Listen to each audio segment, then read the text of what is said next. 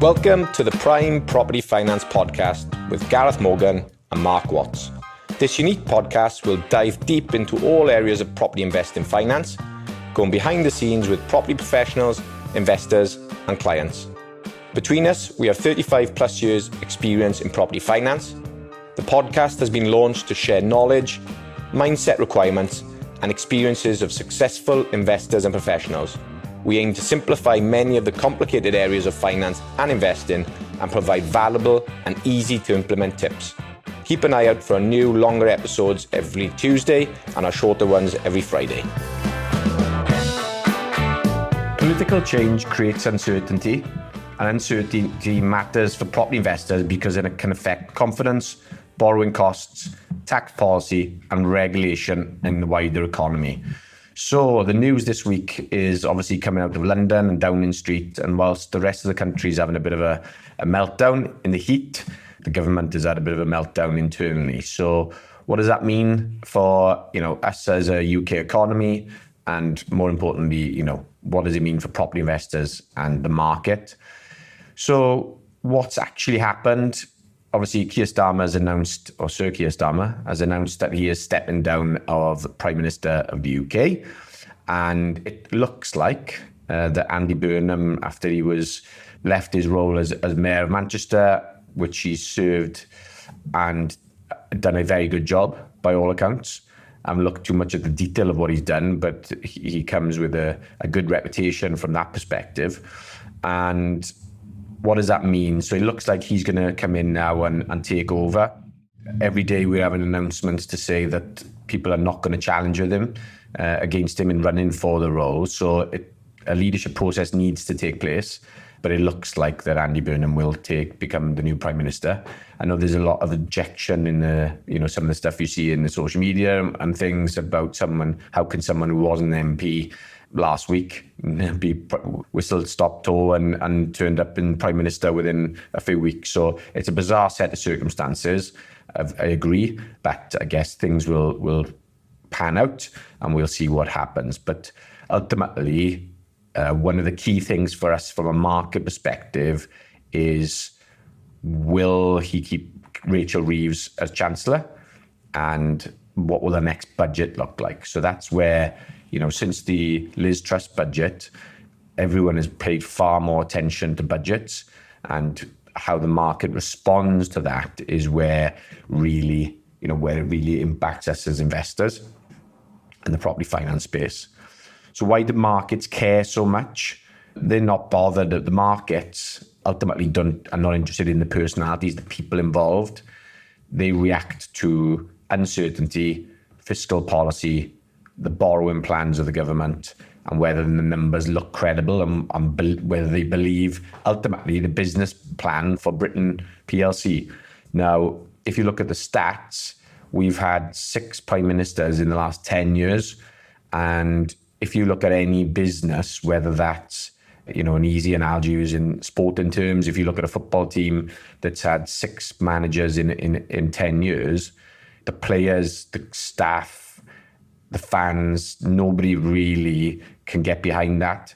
All stakeholders think, there's no confidence in the team. And it's the same with the business. If you had a new MD or CEO 6 times in a 10-year period, everyone would really struggle. There would be very little investor confidence in whether the shares of that company and the profitability of that company, and whether that company's got legs to maintain and stay in the game for a long period of time. And ultimately, that's what we're looking at here. The government is UK PLC. They are holding the purse strings of the business. They have to deliver the marketing to investors all over the world. They have to deliver for the economy, for its obviously staff, its stakeholders, its population, and care for them. So there's so many. It's such a huge space, but it's such an important thing. And when we keep having these changes going on all the time, ultimately that's the bit that leads to uncertainty, and that's the bit that leads the markets to think, well, what's going on here? So it's quite interesting. Obviously, we had a Bank of England meeting this week as well. Or last week, and obviously the rate was kept at 3.75.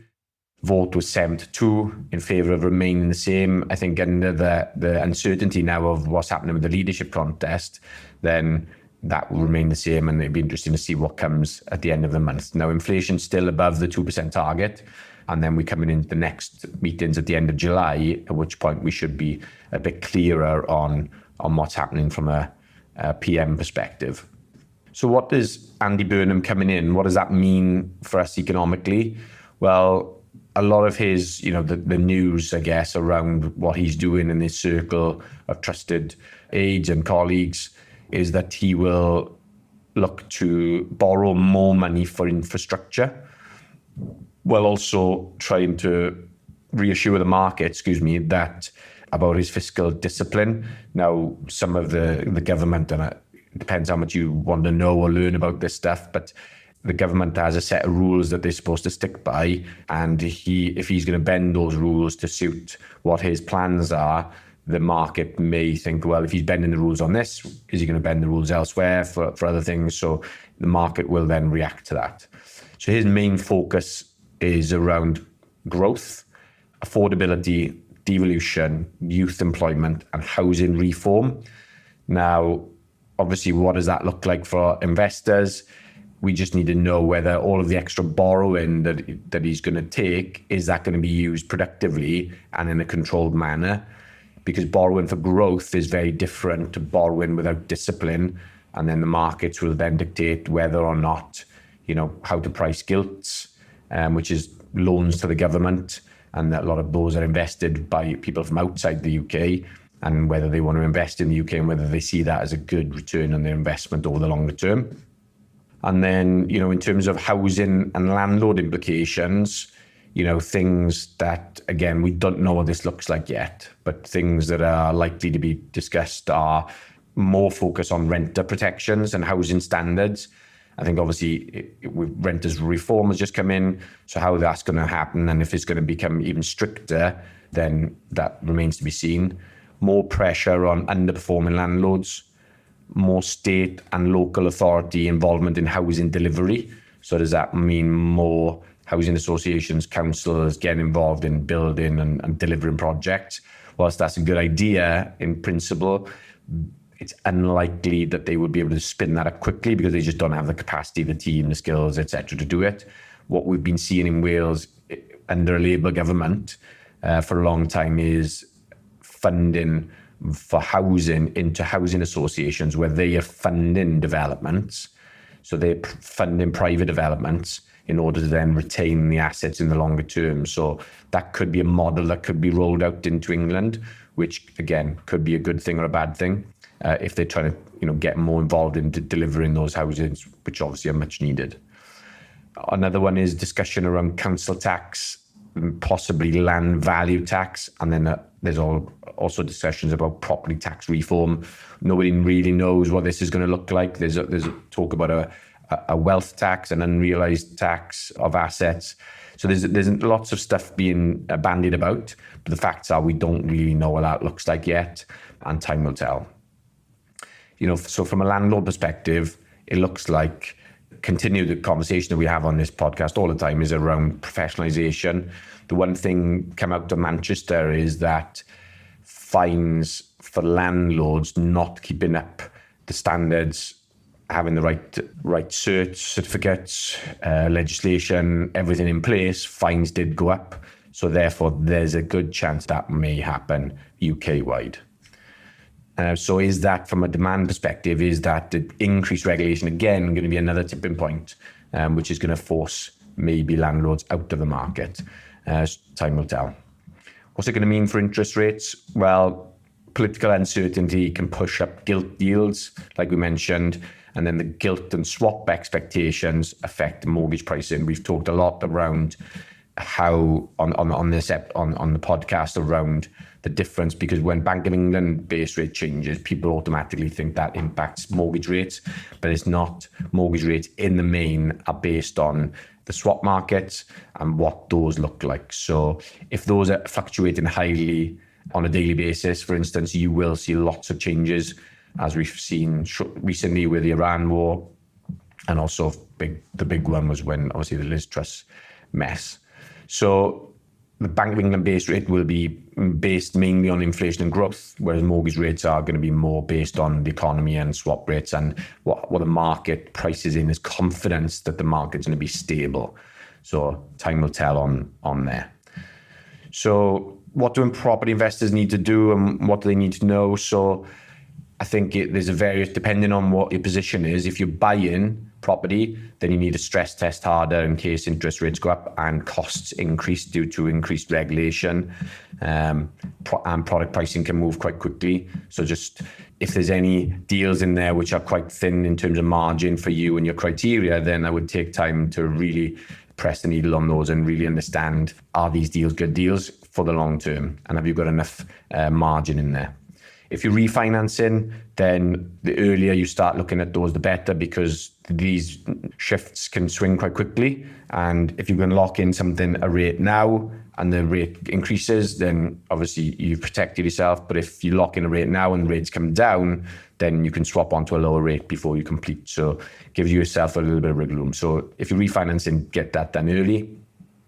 If you're holding property for the long term, just review your cash flow, your expiry dates, your exposure.